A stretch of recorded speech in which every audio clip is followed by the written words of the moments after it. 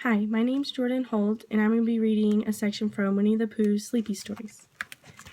And it is called Afraid of the Dark. Piglet and Pooh had spent all day exploring, and now it was getting late. The later it was, the darker it got, and the darker it got, the harder it was to see. Something rustled high in the branches of the trees. "We shouldn't have stayed out so late," said Piglet, glancing around fearfully. "Now we have to walk home in the dark." "Rabbit's house is on the way," remembered Pooh. "I'm sure he has a lantern we can borrow."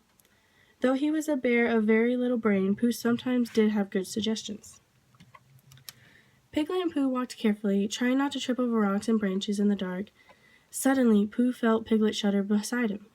"Look over there," Piglet cried. A tall black shape was blocking the path. "Excuse us," said Pooh politely, "but we must be going now."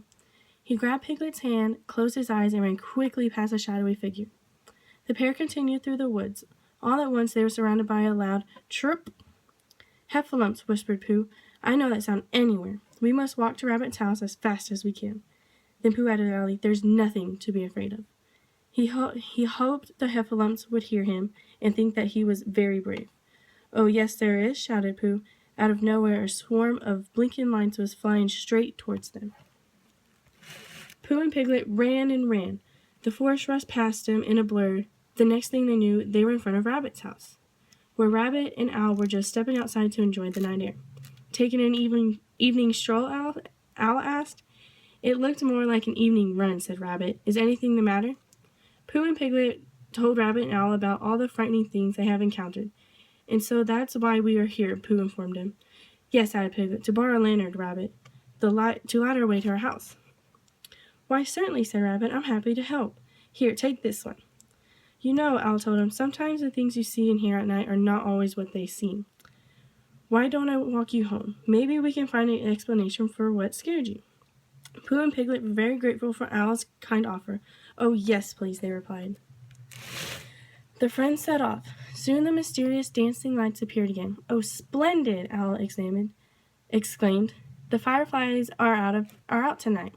These little creatures can actually turn themselves on and off like lanterns."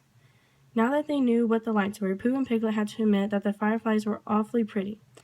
The trio continued on. A short while later, they were greeted by a chirp.